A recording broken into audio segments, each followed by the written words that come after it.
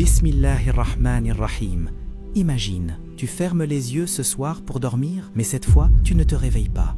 La dernière chose que tu entends, ce sont les pleurs de ceux qui t'aiment, le bruit de la terre qui tombe sur ton cercueil, puis le silence. Un silence absolu. Tu es seul, seul avec tes œuvres, seul face à la vérité que tu as tant reportée. Et là, dans cette obscurité totale, tu réalises quelque chose. Ce moment, tu savais qu'il viendrait, mais tu ne t'y es jamais vraiment préparé. Aujourd'hui, nous allons parler de ce qui nous attend réellement dans la tombe, et surtout, comment s'y préparer avant qu'il ne soit trop tard. Allah dit dans le Coran, « Toute âme goûtera la mort ». Pas « peut-être », pas « si tu n'as pas de chance ». Non, toute âme, sans exception. Le prophète Mohammed sallallahu alayhi wa sallam nous a ordonné multiplier le rappel de celle qui coupe tous les plaisirs, c'est-à-dire la mort. Pourtant, regarde autour de toi, regarde-toi dans le miroir. Nous vivons comme si nous allions rester ici éternellement. Nous planifions tout, nos études, notre carrière, nos vacances, notre retraite. Mais la seule chose certaine, le seul rendez-vous auquel personne n'échappera, nous l'avons mis de côté. Nous y pensons demain, ou le mois prochain, ou quand nous serons vieux. Mais qui t'a promis demain? Alors, que se passe-t-il réellement après la mort? Laisse-moi te décrire ce moment, non pas pour te faire peur, mais pour te réveiller. Après ton dernier souffle, après que les gens t'ont mis en terre, après qu'ils soient tous partis, commence la vraie vie. La vie de Al-Barzakh, la vie intermédiaire entre ce monde et le jour du jugement. Et le premier événement de cette vie, c'est l'interrogatoire. Le prophète sallallahu alayhi wa sallam nous a décrit ce moment avec précision. 2 anges apparaissent. Leur apparence est effrayante, leurs voix sont puissantes comme le tonnerre. Munkar et Nakir.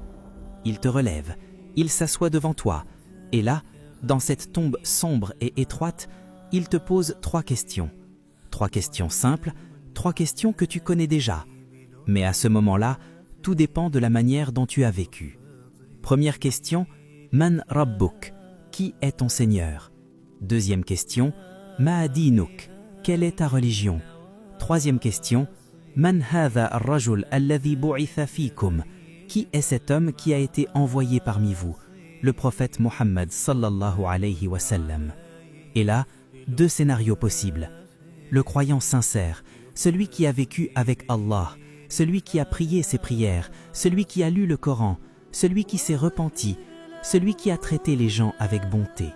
Il répond sans hésitation, « Rabbi ya Allah, dini ya al-Islam, wa nabiyyi Muhammad » Mon Seigneur est Allah, ma religion est l'Islam, et mon prophète est Mohammed.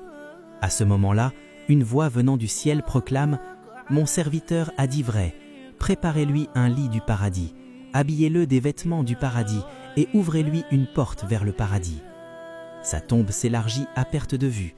Une lumière remplit son espace. Une brise parfumée du paradis l'enveloppe. Un lit moelleux apparaît sous lui, et il dort d'un sommeil paisible, en attendant le jour de la résurrection, comme s'il était dans un jardin du paradis. Le prophète sallallahu alayhi wa sallam a dit « La tombe est soit un jardin parmi les jardins du paradis, soit une fosse parmi les fosses de l'enfer. » Celui qui a négligé, celui qui a passé sa vie dans l'insouciance, qui reportait toujours sa prière, qui n'a jamais ouvert le Coran, qui a blessé les gens, qui disait « Demain je me repentirai », les anges lui posent les mêmes questions. Mais cette fois, il ne sait pas quoi répondre. Il bégait « Ha, ha, la Adri, je ne sais pas ». Les gens disaient quelque chose et je le répétais. À ce moment-là, une voix venant du ciel proclame « Mon serviteur a menti. Préparez-lui un lit de l'enfer, habillez-le des vêtements de l'enfer et ouvrez-lui une porte vers l'enfer. » Sa tombe se resserre sur lui jusqu'à ce que ses côtes s'entremêlent. Une chaleur suffocante l'envahit, une obscurité totale l'entoure. Des serpents et des scorpions le châtient, et il crie « Rabbi, la tuqim as-sa'a, Rabbi, la tuqim as-sa'a. » Ô mon Seigneur, ne fais pas venir l'heure. Ô mon Seigneur, ne fais pas venir l'heure. Il supplie que le jour du jugement ne jamais vienne, car il sait que ce qui l'attend après sera encore pire. Frères, sœurs, ce n'est pas une histoire, ce n'est pas une métaphore. c'est la réalité. Une réalité attestée par le Coran et la Sunna authentique. Maintenant, la question est comment s'y préparer? Parce que oui, tu peux te préparer, et tu dois te préparer. Maintenant, aujourd'hui même. Voici 5 provisions essentielles pour réussir l'examen de la tombe. Renforce ta foi. Les questions dans la tombe portent sur quoi? Sur ta foi, sur ta connaissance d'Allah, de l'islam, du prophète. Alors, pose-toi la question, est-ce que je connais vraiment mon Seigneur? Pas juste de nom, mais intimement, travers ses noms, ses attributs, sa miséricorde, sa sagesse. Apprends ta religion, lis le Coran avec réflexion, médite sur la création d'Allah. Car ce jour-là, tu ne pourras compter que sur ce qui est ancré dans ton cœur. Multiplie les bonnes œuvres. Le prophète sallallahu alayhi wa sallam a dit qu'une seule chose éclairera ta tombe, le Coran. Plus précisément, sourate Al-Mulk, la souveraineté. Il sallallahu alayhi wa sallam a dit qu'elle intercède pour son lecteur et le protège du châtiment de la tombe. Commence ce soir, lis-la avant de dormir, tous les soirs. Et tes 5 prières, elles seront ta lumière. Tes aumônes, elles t'ombrageront. Tes bonnes actions, elles seront tes compagnons dans la tombe. Repens-toi maintenant. Ne dis pas « je me repentirai plus tard ». Plus tard, c'est l'illusion du shaitan. Allah dit « repentez-vous vers Allah d'un repentir sincère ».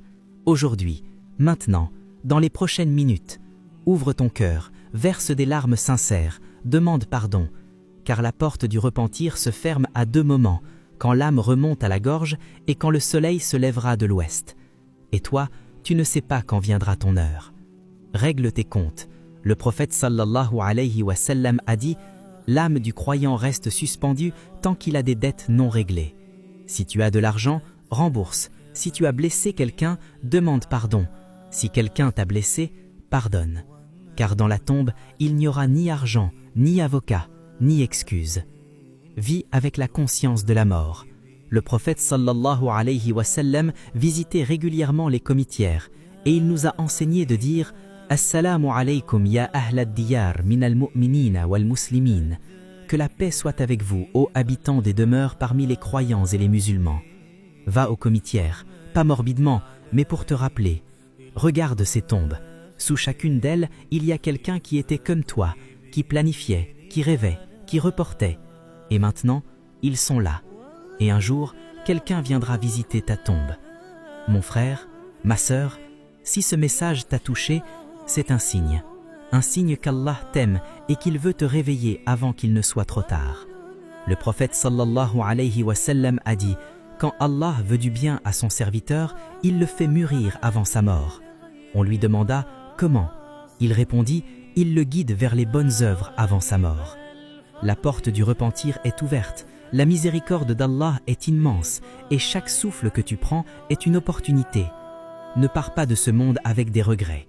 Commence aujourd'hui, change aujourd'hui, prépare-toi aujourd'hui, car demain, peut-être qu'il sera trop tard.